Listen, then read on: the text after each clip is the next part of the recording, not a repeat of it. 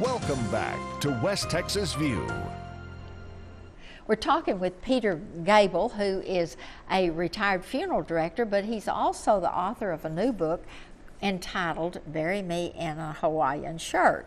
And he wrote this book to ease the trauma of losing a loved one or having to take care of the funeral arrangements, the decisions that have to be made.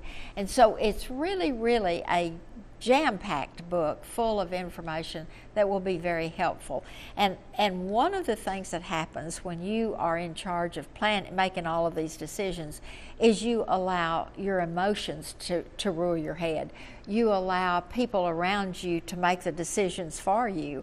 Sometimes you are shamed into by someone else, maybe another family member, that says buy a bigger casket or a more expensive casket, or make some decisions that you really wouldn't normally do if you thought ahead about it and if you did your homework.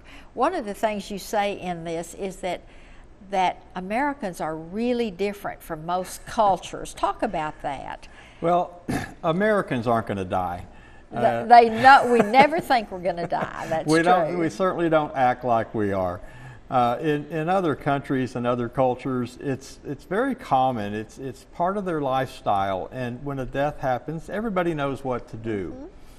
Americans are more entrepreneurial, and so as funeral home owners and owners in the industry, we think about how we can generate more revenue. So, which is what an entrepreneur does, and that's fine. That's true. As a consumer, we need to understand that. We need to understand that this is going to cost money. We have more options because they want more ways to generate revenue.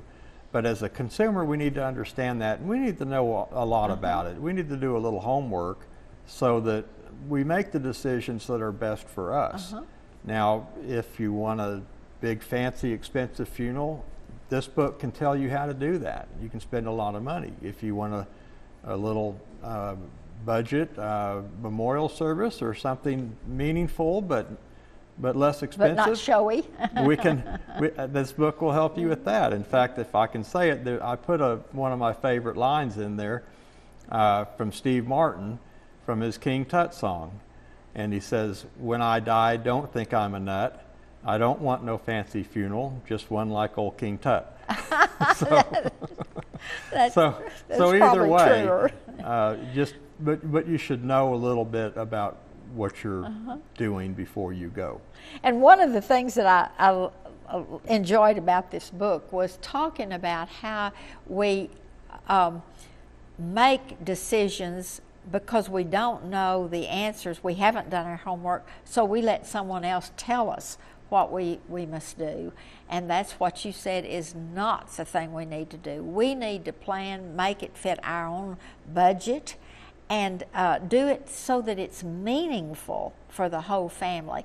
That's why I like the trend toward celebrating life, not mourning death. Right. And you also talk about all of the options, the new trends, and the way the young people don't want the traditional kinds of funerals, and they don't want the traditional kinds of burial. They want everything to be green space, and so they don't want to use the ground. There's pushes for a lot of things. Cremation has really taken off, and that's kind of very non-traditional. Some states are over 80% cremation, and so that's really become very popular. The green and natural type of burials are starting to pick up, and they're starting to get noticed.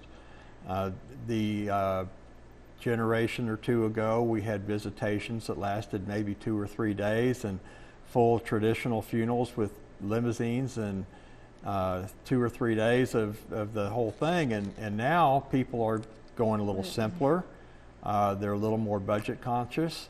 They don't see the value in spending a lot of money on a lot of things. And then there's other people that this is the way they were brought up, and this is the way they want to do it, and that's fine. That's what they want. That's what they should have, because as long as they can afford it.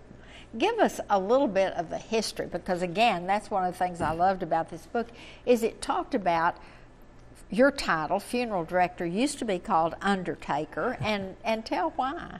Well, the history, families used to take care of their own dead. I mean, we can go back thousands of years, but let's just start in the United States. And what would happen is somebody would go to the furniture maker, and they would say, we had a death and we need a casket. Make us a box. Make us a box. So they did that, and the entrepreneurial funeral furniture maker said, you know, there's a lot of things this family has to go through and to do all this right at a time when they lost a loved one. So he said, I'm going to go ahead and I'm going to undertake funerals. So he hung a sign under his furniture maker sign that said undertaking funerals. And so he would go to people's house and take care of all those arrangements, set the body up in the parlor of the home, and people would come there to the visitation, and everything would be done there. Visitation, which was called a wake, because we want to make sure he doesn't wake up. That's so funny. Then he said, this is a lot of trouble going to the house, so he built his own building and called it a funeral parlor.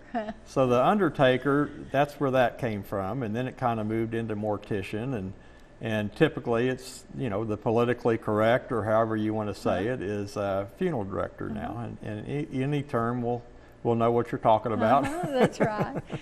But the other thing that I thought was interesting was the word wake. And I didn't know that they held wakes to make sure the body didn't wake up, the person didn't wake up. That's why it's called a wake. Strange. Another little interesting one is the term saved by the bell. They would bury somebody in the cemetery, tie a string around his finger or toe or something, and it would go up a tube to the surface where there would be a bell. And the cemetery attendant would sit in the cemetery all night, and if he heard a bell ring, whoops. We got to dig this person up right away. So that's where that term came from. But then did the furniture maker start making more and more and more elaborate caskets? As we entrepreneurs try to generate more revenue, we make more choices, more options. So yeah, caskets became like Henry Ford's Model T. Furniture. He only made it in black. Well, when he started making it in colors, he was selling a lot more of them, and that became important. So caskets the same way. Let's make them in different materials and different then let's line them and colors. let's do the whole thing. We're going to have to take a break. We'll be back in just a minute. We're going to talk about cremation and donating your organs to science and some other things. See you in just a minute. Stay tuned. West Texas View will be right back.